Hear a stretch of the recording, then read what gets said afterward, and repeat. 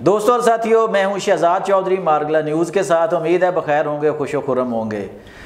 بانی P T I نے jail سے ایک اور ٹویٹ داغ دیا ہے. چند دن پہلے انہوں نے ایک ٹویٹ کیا جس میں انہوں نے پاک فوج کے خلاف انتہائی سخت لب و لہجہ جو ہے نا وہ اختیار کیا تھا.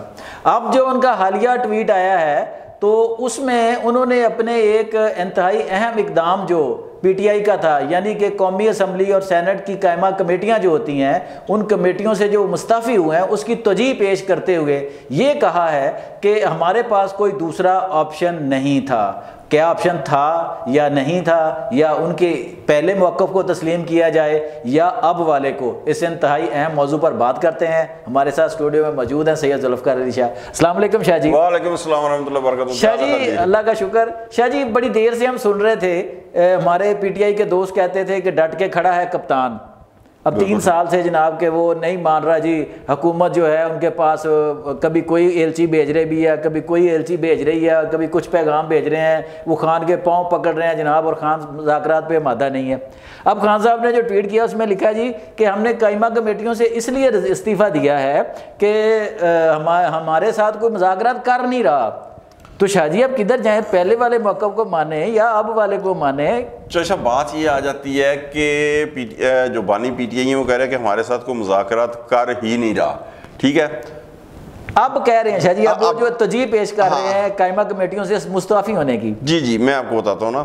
بات یہ آ جاتی ہے کہ آپ مقصد آپ شدرے کے پل کے اوپر کھڑے ہو جائیں اور رخ کریں گجرانوالہ کا، اور اس کے بعد کہیں کہ سامنے کو بس ملی نہیں رہی پنڈی جانا سے ملتان جانا سے. آپ رخ مخالف کے اوپر کھڑے ہوئے ہیں نا، تو آپ کو کہاں سے ملے گی؟ آپ تھوڑا سا روڈ کراس کریں، طرف چلے جائیں، پرلی طرف چلے جائیں، آپ کو پنڈی جو ہے نا وہ ملتان 1.5 بسیں مل جائیں گی. اب وہ کیا ہے کہ جناب وہ کہتے ہیں کہ میں مذاکرات کرنے ہیں اگر تو وہ کرنے ہیں اسٹیبلشمنٹ سے.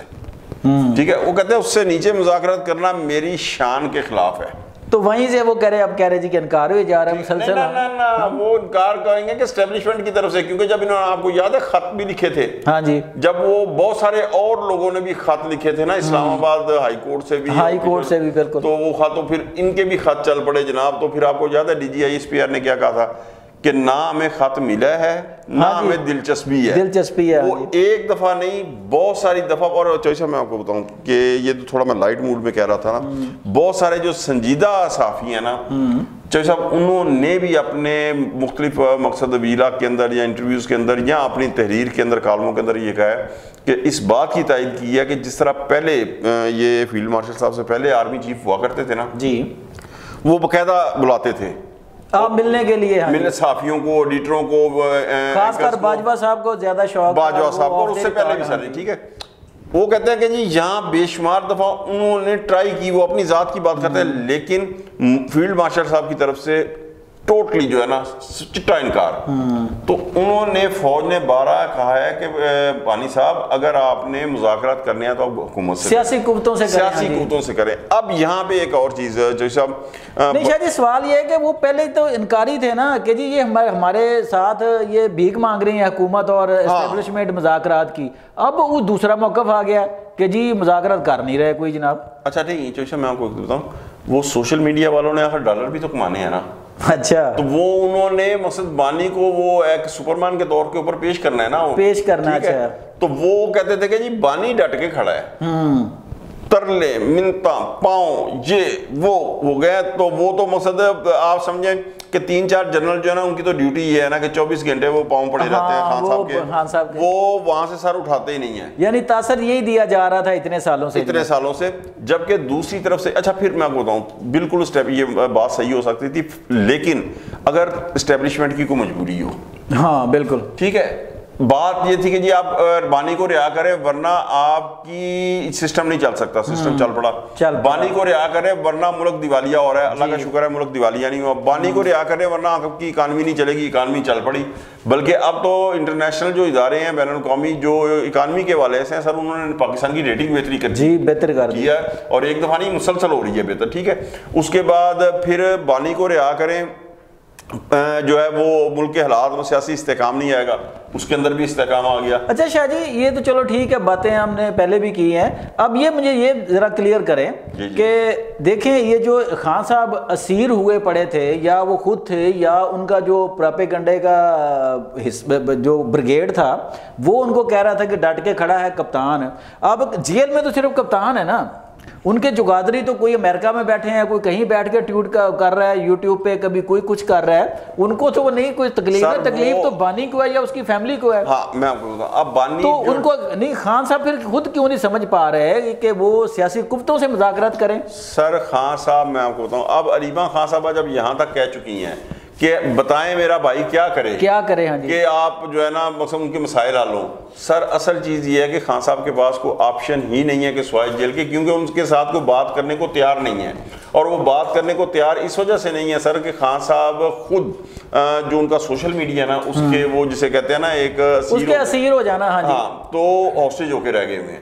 نہیں شاہ جی حکومت نے تو دیکھو نا ایک کمیٹی بنائی تھی سردار ایاز صادق نے، اور باقاعدہ شروع کیا تھا، اور یہ اگر گورنمنٹ کی ذمہ داری ہے نا سر میں آپ کو بتاؤں تو اس میں یہ نہیں کہہ سکتے آپ قطعی کہ جناب حزب اختلاف کو کے اوپر کوئی رسپانسبلٹی عائد نہیں ہوتی، اس لیے کہ آپ جس طرح کے ٹویٹ کرتے ہیں جی آپ کو بھی تو ماحول بنانا، آپ کی بھی تو ذمہ داری، بالکل ذمہ داری ہے، آپ کو ریلیف بھی چاہیے، ریلیف چاہیے۔ آپ یہ کہیں کہ جناب آپ گالیاں دیتے رہے فریق مخالف کو، اور فریق مخالف گورنمنٹ ہے تو کہیں جی ساری ذمہ داری نہیں، اس کی بھی ذمہ داری ہے، لیکن آپ بھی تو ماحول بنائے نا سر کوئی، جب آپ بھی تیار ہیں شاہ جی، کامنٹس میں بڑی گالیاں آنی ہیں، ٹھیک اچھا کامنٹس میں کیا مطلب؟ میں کہا کامنٹس میں بڑی گالیاں آتی ہیں، ٹھیک ہے نہیں۔ اب آپ یہ دیکھیں، مجھے میں ایک چھوٹی سی جیسا مثال دیتا ہوں کہ پاک بھارت جنگ کے دوران سر تحریک انصاف کے سوشل میڈیا کا اور خود عمر ایوب خان اور علیمہ خان صاحبہ کا جو بیان تھے سر، اس کے بعد سٹیٹ کیا کرے مجھے بتائیں نا، سٹیٹ کیا کرے۔ سیکنڈ پھر آپ کو ایک چیز اور میں بتاؤں کہ پہلے بھی کئی بار بات ہو چکی ہے کہ وہ کہتے ہیں کہ جی ان کے پاس اختیار نہیں ہے گورنمنٹ کی، سیاسی حکومت کے پاس، تو سر مجھے ایک چیز بتائیں، اس کے دو جواب ہیں، کیا جناب مولانا فضل الرحمان صاحب کے پاس اختیار تھا جو ان کی اقتداء میں نماز بھی پڑھ لی؟ کیا محمد خان اچکزئی کے پاس اختیار تھا جو ان سے اتحاد بھی کر لیا اور ان کی نقلیں اتارا کرتے تھے، اور آج ان کو جناب قائد حزب اختلاف بھی مقرر کر دیا؟ ٹھیک ہے۔ دوسری بات، پرویز مشرف کے دور میں وہ کہتے تھے نو بی بی نو بابا، سر دونوں کے پاس اختیار نہیں تھا نا، پھر جا کے ملے مساق جمہوریت کیا سر، پھر اور اسی سے راستے نکلے سر۔ اگر یہ چاہتے ہیں وہ تحریک تحفظ آئین ہے نا ان کی، تو سر یہ پھر اسٹیبلشمنٹ کی بجائے سیاستدانوں سے مذاکرات کر کے انہیں امپاور کریں، یہ خود سیاستدان ہیں، بالکل، یہ نہ کہیں۔ دیکھیں میں آپ کو بتاتا ہوں کہ جب نواز شریف کو نائل اقرار دیا گیا تھا نا، تو وہ پورے جی ٹی روڈ کے اوپر آتے تھے کہتے آتے کہ مجھے کیوں نکالا۔ میں اس وقت میں نے لکھا تھا کہ میں مکمل طور کے اوپر ان کے اس موقف کی تائید کرتا، لیکن بشرطے کہ وہ جو کچھ اختیار مانگ رہے ہیں وہ وزیر اعظم پاکستان کے لیے مانگیں، لیکن وہ وزیر اعظم نواز شریف کے لیے مانگ رہے ہیں۔ عمران خان صاحب کو بھی چاہیے کہ دوسری سیاسی قوتوں کے ساتھ آپ مذاکرات کریں، ٹھیک ہے، آپ ون پوائنٹ ایجنڈے کے اوپر کریں کہ آپ سیاستدانوں کو امپاور کریں گے، اس میں وزیر اعظم عمران خان کو ایک طرف رکھیں اور وزیر اعظم پاکستان جو بھی ہو، آپ نے بھی بننا ہے، نیکسٹ آپ بھی بن سکتے ہیں، اسے امپاور کریں، اس کی حمایت کریں، تاکہ نیکسٹ جو ہے کوئی بھی وزیر اعظم جو ہے اپنی مدت سے پہلے کوئی اسے نہ ہٹا سکے۔ تو یہ چیز ہے کہ آپ جو کہتے ہیں نا جو بے اختیار ہیں، تو سر انہیں باختیار کریں۔ جی دوستوں اور ساتھیوں، آپ نے سید ذوالفقار علی شاہ کا تجزیہ سنا کہ وہی ایک راستہ ہے جہاں سے پی ٹی آئی یا عمران خان کے لیے کوئی نہ کوئی راستہ نکل سکتا ہے۔